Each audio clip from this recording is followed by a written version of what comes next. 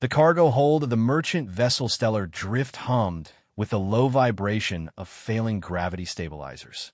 Captain Zara Thorne crouched behind a stack of sealed containers, her breathing steady despite the chaos erupting around her.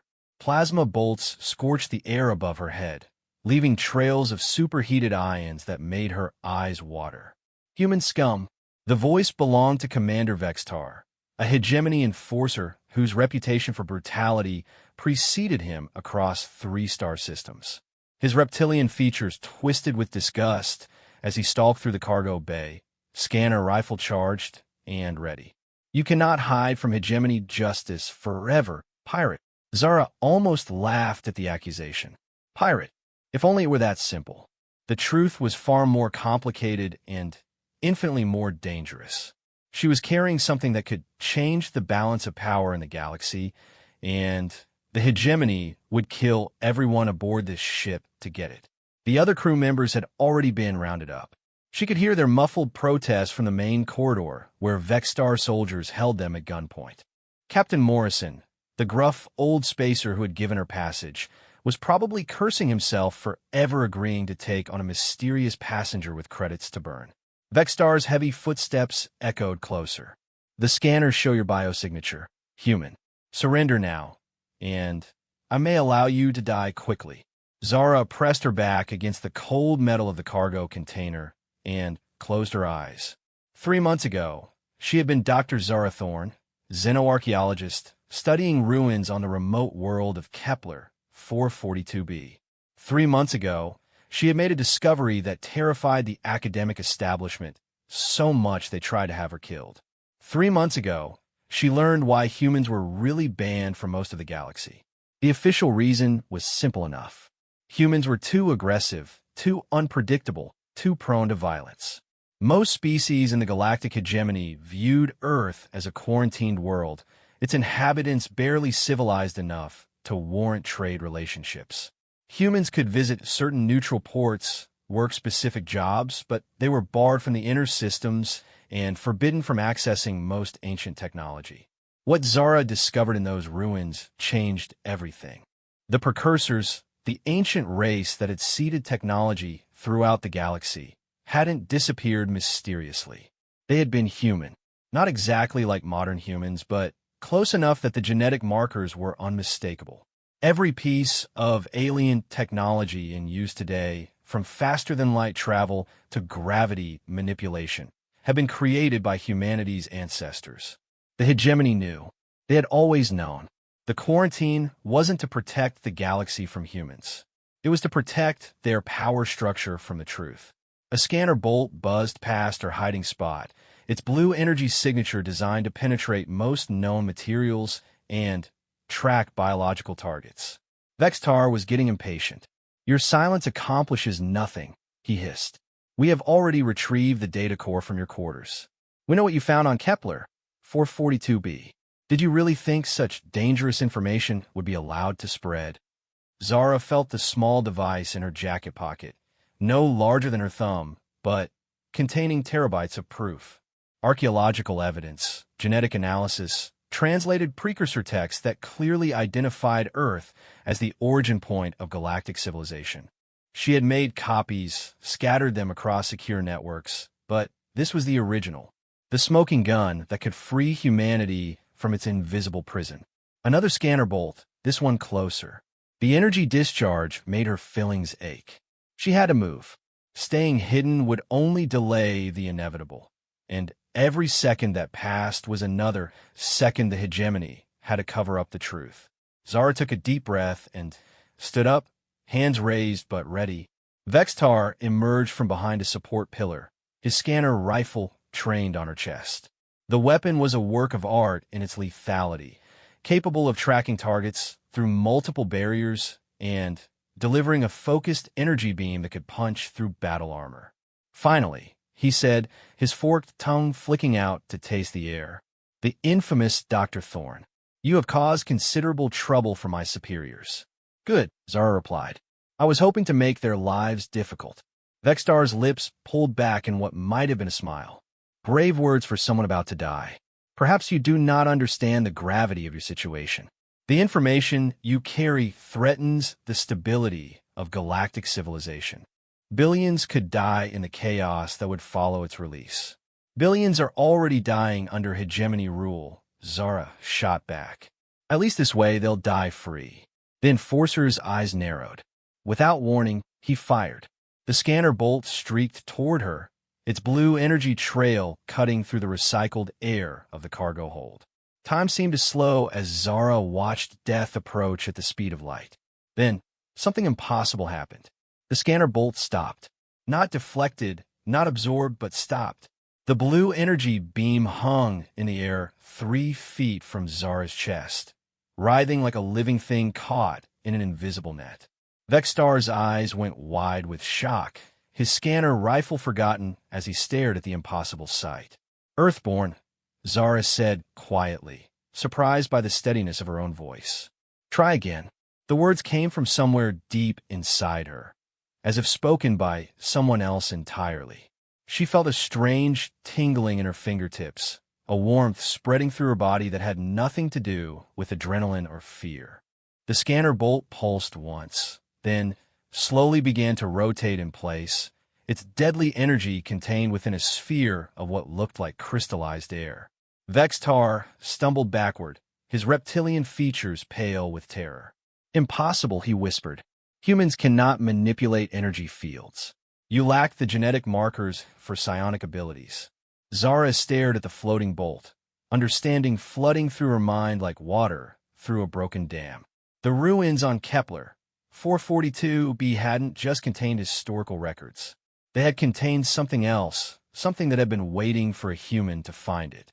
A genetic trigger, dormant for thousands of years, suddenly awakened by contact with precursor technology. The genetic markers, she said slowly, pieces falling into place. You've been looking for the wrong ones, haven't you? The hegemony has been suppressing human psionic development for generations, keeping us weak by denying us access to the very technology our ancestors created. The scanner bolt flared brighter, responding to her emotions.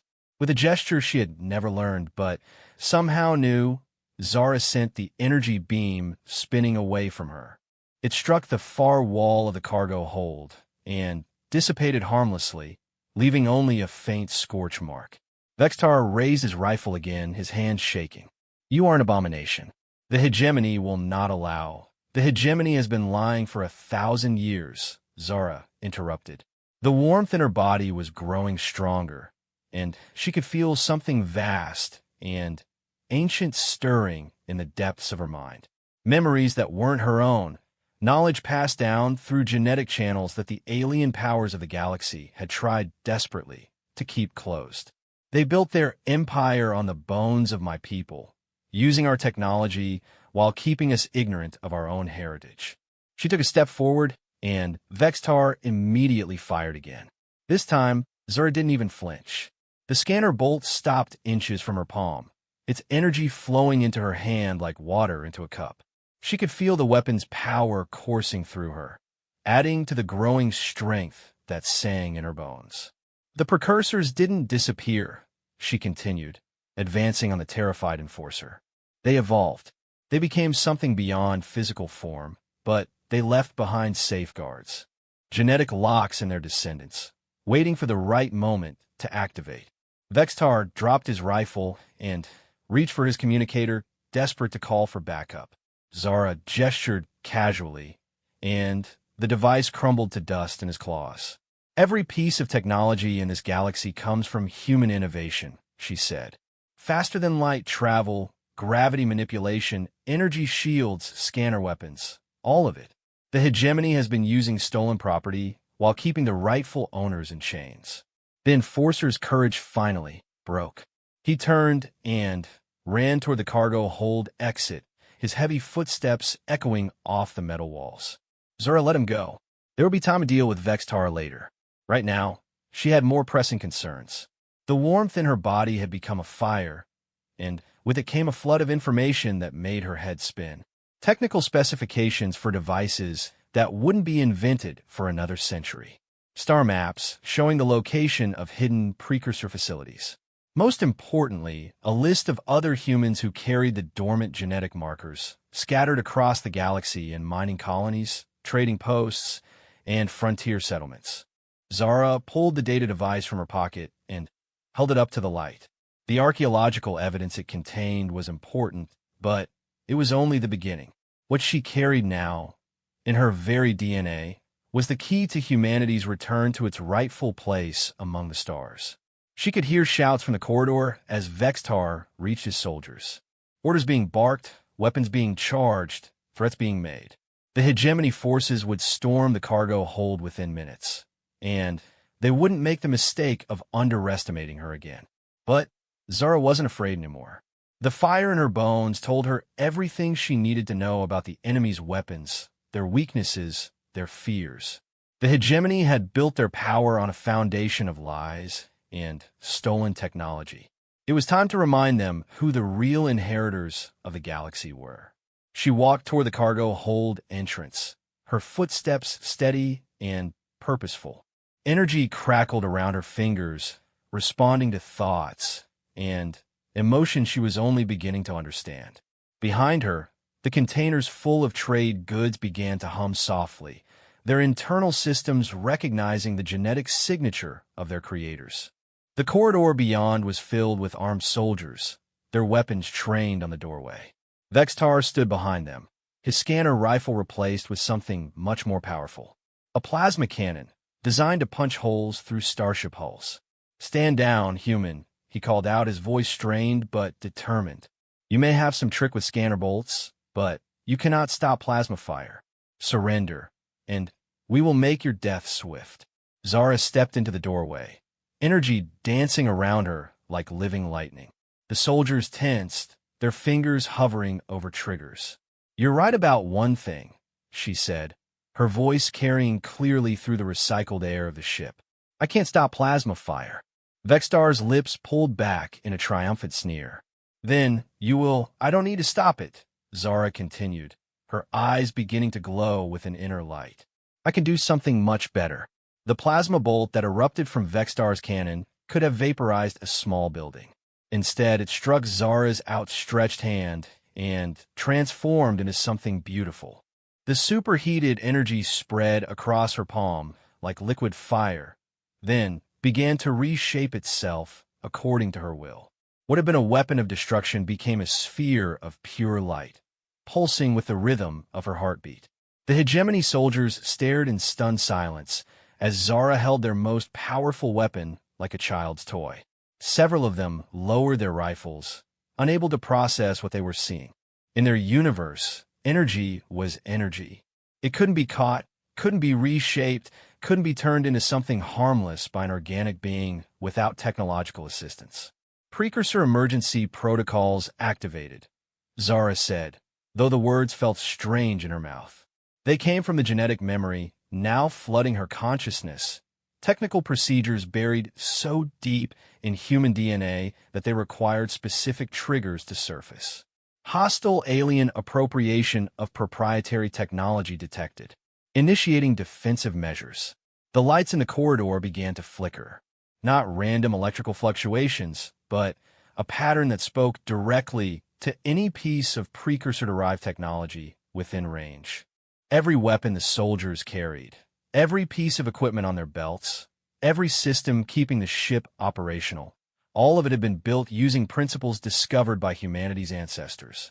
Vextar's plasma cannon was the first to respond.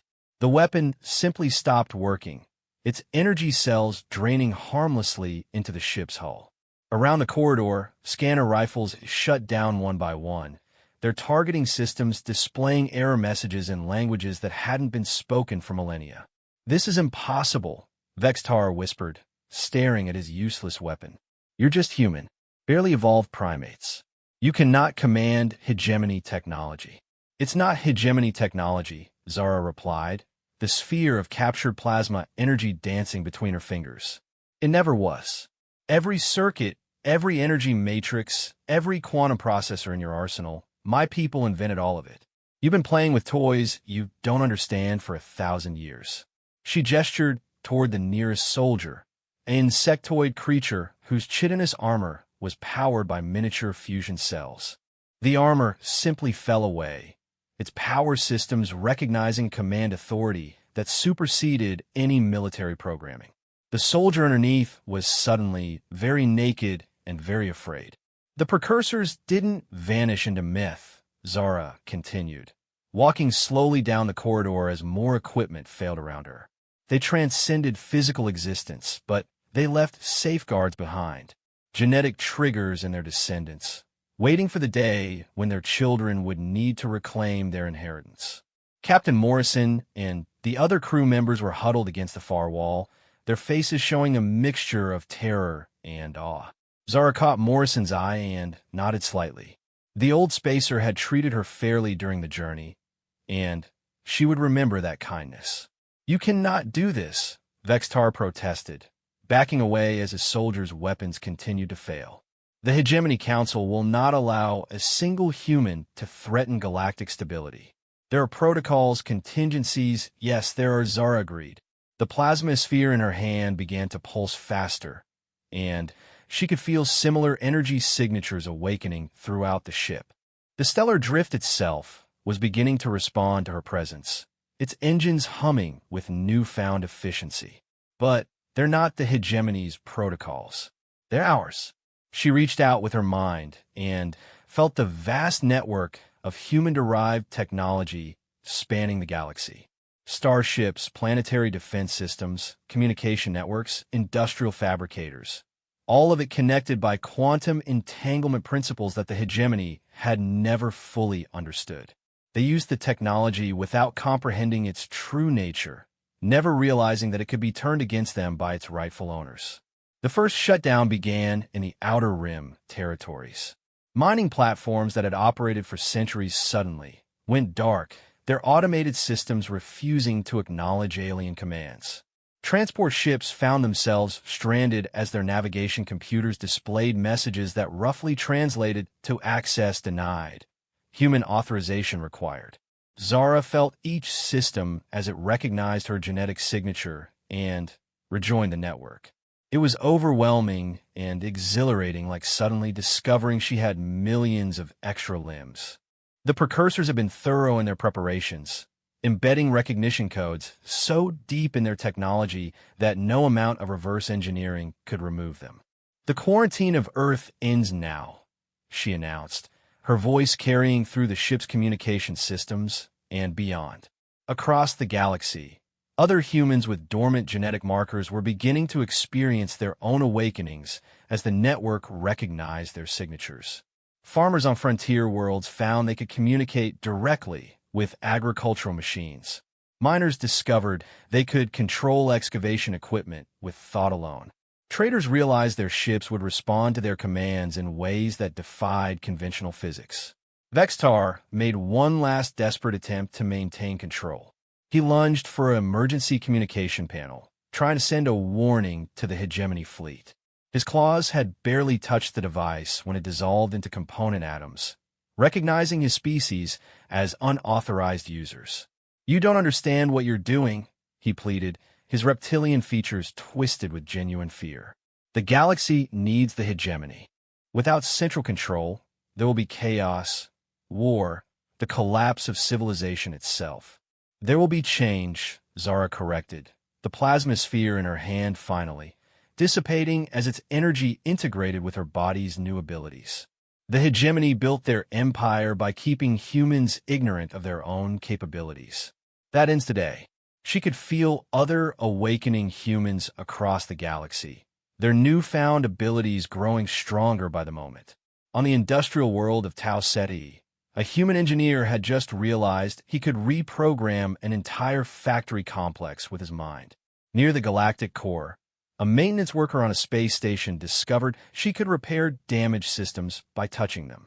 The network was spreading, connecting, growing stronger with each new node. "The precursors left more than just technology," Zara said, turning her attention back to the terrified Hegemony soldiers. "They left knowledge. The location of hidden facilities, advanced techniques that make current technology look primitive, and, most importantly, the truth about what happened to them. The truth was complex and beautiful and terrible. The precursors hadn't died or vanished. They had evolved beyond the need for physical form, ascending to a state of pure consciousness that existed in the quantum foam between dimensions. But they had kept watch over their descendants, waiting for the moment when humanity would be ready to begin its own journey toward transcendence. That moment was now. The hegemony's response was swift and overwhelming. Within 6 hours of the first technology failures, emergency council sessions were being held on every major world. Within 12 hours, the first human colonies were under siege. Within 24 hours, the galaxy was at war. Zara stood on the bridge of the stellar drift, now completely under her control, watching the tactical displays that showed the unfolding conflict. Captain Morrison sat in his chair, still dazed by the transformation his ship had undergone. The old cargo hauler now moved with the grace of a warship, its jury-rigged systems replaced by technology that seemed to grow from the walls themselves. 37 human settlements under attack, reported the ship's new AI, a consciousness that had awakened when the precursor protocols fully activated. Its voice was warm and distinctly human, nothing like the cold efficiency of hegemony computers. Casualty reports are significant. The images on the screen were heartbreaking. The mining colony on Kepler 186F was burning under orbital bombardment. The trading post at Wolf 359 had been vaporized entirely. Thousands of humans were dead, and more were dying every minute as the hegemony tried desperately to contain what they saw as an existential threat to their rule. "They're terrified," Zara murmured, watching hegemony battle fleets converge on human positions. "They've built their entire civilization on the lie that there are technological superiors. Now that the truth is out, they'll do anything to maintain the illusion." But the hegemony was fighting a war they couldn't win. Every ship in their fleets contained human-derived technology, and that technology was beginning to recognize its true masters. Navigation systems provided false readings to alien crews while guiding human vessels with pinpoint accuracy. Weapons misfired at critical moments. Life support systems developed mysterious malfunctions when operated by non-human hands. The first hegemony fleet to attack a human settlement found their ships turning against each other as their targeting computers identified alien crews as hostile forces. The second fleet lost power entirely when their fusion reactors simply shut down, leaving them drifting helpless in space. By the third day of fighting, hegemony commanders were afraid to use their most advanced equipment. Incoming transmission from the Hegemony Council, the AI announced. "They're requesting negotiations." Zara almost laughed. 3 days of wholesale slaughter, and now they wanted to talk. "Put them through." The main screen shimmered and resolved into the image of the Hegemony Council chamber. 12 species were represented around the curved table, their faces showing various degrees of fear and rage. At the center sat Chancellor Mortex, a being so ancient that his species had evolved past the need for a physical form. He existed as a pattern of energy contained within a crystalline matrix, his thoughts translated into speech by sophisticated computers. Dr. Thorne. The Chancellor's artificial voice was carefully neutral. "The Council wishes to discuss terms for ending this misunderstanding." Misunderstanding? Zara's voice was cold as space itself. "You spent 3 days trying to genocide my species. I call that pretty clearly understood. The attacks were regrettable, but necessary," Mortex replied. "The activation of precursor protocols threatens the stability of galactic civilization. Surely you understand that some response was required. The only threat to galactic stability is the lie you've been telling for 1,000 years." Zara shot back. "You built your empire by stealing human technology and keeping humanity ignorant of its own heritage. That ends now." The council members shifted uncomfortably. Several of them were representatives of species that had joined the hegemony specifically to gain access to advanced technology. The revelation that all of it had come from the supposedly primitive humans was a blow to their pride and their political positions. "We are prepared to offer concessions," Chancellor Mortex said after a long pause. "Full membership in the hegemony, for humanity, access to all our territories, representation on the council itself. You're not listening, Zara interrupted. We don't want to join your empire. We want you to return what's ours and leave us alone. Impossible. Too much has changed. The galaxy cannot simply return to the way things were before. Zara studied the alien faces on the screen, seeing the fear in their eyes. They were right about one thing. The galaxy had changed irrevocably. The awakening of human genetic potential had shattered the old order, and something new would have to take its place. You're right, she said finally. Things can't go back to the way they were. But that doesn't mean they have to stay the way they are. She gestured, and the tactical display shifted to show a three-dimensional map of the galaxy. Red markers indicated hegemony worlds, blue showed human settlements, and yellow represented the neutral zones where various species struggled to maintain independence. For 1,000 years, you've used our technology to impose your will on the galaxy, Zara continued. You've conquered worlds, suppressed free thought, and treated entire species as resources to be exploited. That's not governance, it's tyranny. And what would you propose instead? Asked Counselor Thexvara, a crystalline being whose species had been among the first to join the hegemony. Chaos? The collapse of interstellar commerce? The return to dark ages when each world stood alone? I propose freedom, Zara replied simply. The precursors never intended their technology to be used for conquest. They created it to bring species together as equals, to foster understanding and cooperation across the stars. She manipulated the display, showing the flow of information and resources through the galaxy. Under the hegemony system, everything flowed toward the core worlds where the ruling council maintained their palaces. Outer rim territories were bled, dry to support the luxury of the inner systems. Look at your empire, Zara said. Really look at it. Billions of beings living in poverty while a few dozen species control all the resources. Entire civilizations reduced to servitude. Is this really the future you want? It is better than anarchy, Chancellor Mortex said firmly. The hegemony has maintained peace for 800 years. It's maintained oppression for 800 years, Zara corrected. There's a difference. She could feel the network of awakened humans growing stronger by the hour. On 100 worlds, her people were discovering abilities they never knew they possessed. More importantly, they were sharing information across the quantum network, coordinating their efforts, and learning from each other's experiences. The hegemony still had superior numbers and firepower, but those advantages were eroding rapidly as more technology refused to function for alien users. Soon, the balance of power would shift completely, and the old empire would collapse under its own weight. I'll make you an offer, Zara said to the council. Recognize human sovereignty over our territories and our technology. Withdraw your forces from human space. Grant independence to any species that requests it. In return, we won't shut down every piece of precursor-derived technology in your empire. The silence from the council chamber was deafening. Several representatives were clearly shocked by the ultimatum, while others appeared to be calculating whether they could afford to reject it. You would leave us defenseless, Counselor Thexvara said finally. You'd still have whatever technology your own species developed, Zara replied.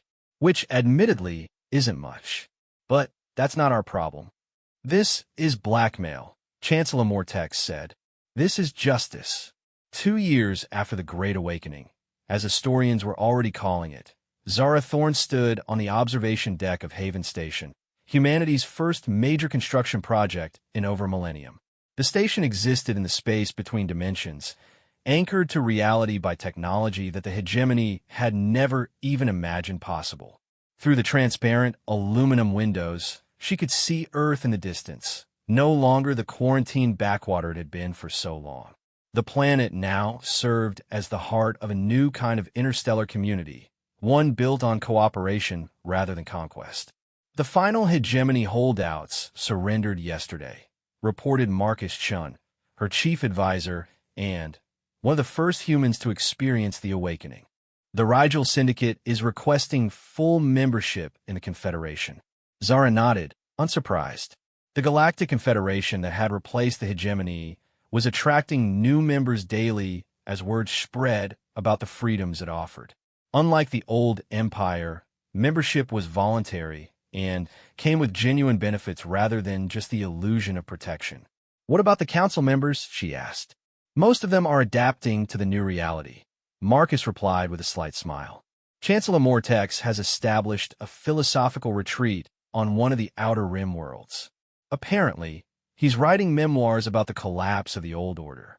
Counselor Thexvara is running a successful trading company using pre-awakening technology. It had taken 18 months for the hegemony to completely collapse.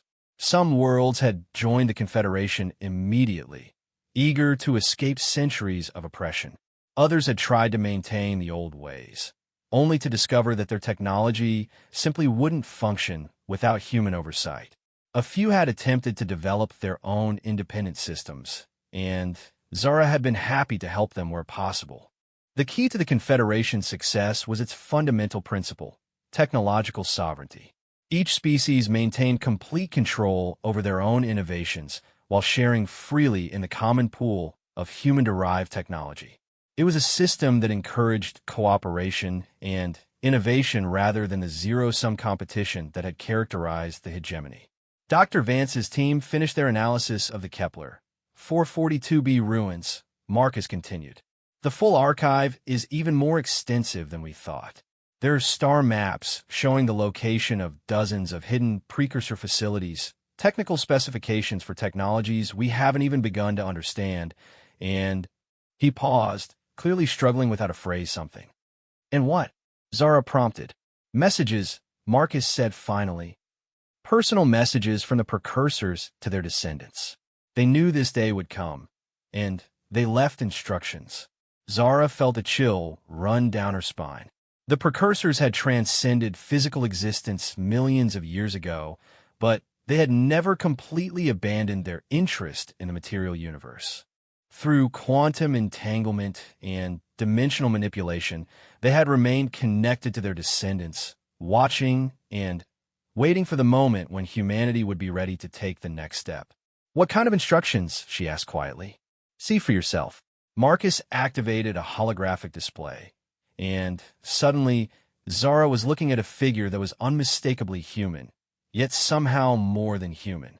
The being in the recording had features that seemed to shift and flow, as if physical form was merely a suggestion rather than a limitation. "Greetings, children of Earth," the figure said, its voice carrying harmonics that spoke directly to the genetic memory buried in human DNA. "If you're seeing this message, then the awakening has begun and our ancient safeguards have activated. You have reclaimed your birthright and begun to understand your true potential." The figure gestured, and the display showed images of the galaxy as it had been millions of years ago, when the precursors still walked among the stars in physical form. "We face the same choice you face now," the being continued. "We could use our abilities to dominate the younger species, to build an empire that would last forever. Or we could guide them toward their own enlightenment, nurturing their growth until they no longer needed our protection." Zara understood. The precursors had chosen transcendence over empire, evolution over stagnation. They had abandoned their physical forms not from necessity, but from a desire to become something greater. "The technology we left behind was never meant to be an end in itself," the recording explained. "It was a tool, a stepping stone towards something far more profound. You have taken the first step by reclaiming your heritage. The next step is to decide what you will do with it." The image of the precursor smiled, an expression that somehow conveyed eons of wisdom and compassion. "We do not dictate your path, for that would defeat the purpose of the journey. But we offer guidance to those who seek it. The universe is vast and full of wonders, but the greatest wonder is the potential for growth that exists within every conscious being. Nurture that potential in yourselves and others, and you will find that the boundaries between species, between worlds, between dimensions themselves are merely illusions waiting to be transcended." The recording ended, leaving Zara and Marcus standing in silence on the observation deck. Below them, Earth continued its ancient rotation, but the planet was no longer isolated. Ships from dozens of species moved through the space around it, carrying goods and passengers and ideas in a flow of commerce and communication that would have been impossible under the old system. The Quantum Research Division thinks they've made a breakthrough, Marcus said eventually. They believe they can establish stable communication links with the transcended precursors. Dr. Patel wants to know if you'd be willing to attempt first contact. Zara considered the offer. The ability to speak directly with humanity's ascended ancestors was tempting, but it also carried risks. The precursors had made their choice to evolve beyond physical existence for reasons that modern humans might not fully understand. Tell Dr. Patel to proceed carefully, she said finally. If the precursors wanted direct communication, they would have established it already. Our job is to follow our own path, not to become dependent on their guidance. She turned away from the window and walked toward the station's central hub, where representatives from dozens of species were working together on projects that would have been impossible under the hegemony's rigid hierarchies. The future was uncertain, but it was an uncertainty filled with possibility rather than fear. Humanity had reclaimed its birthright and used it to free the galaxy from tyranny. Now came the harder task of building something better in its place. It would take generations, perhaps centuries, but Zara had faith in her species' ability to rise to the challenge. After all, they had learned from the best teachers in the universe. In the depths of space, quantum signatures stirred as transcended consciousnesses observed their descendants with something approaching pride. The children of Earth had passed their first test. Now it was time to see how far they could fly with wings of their own making.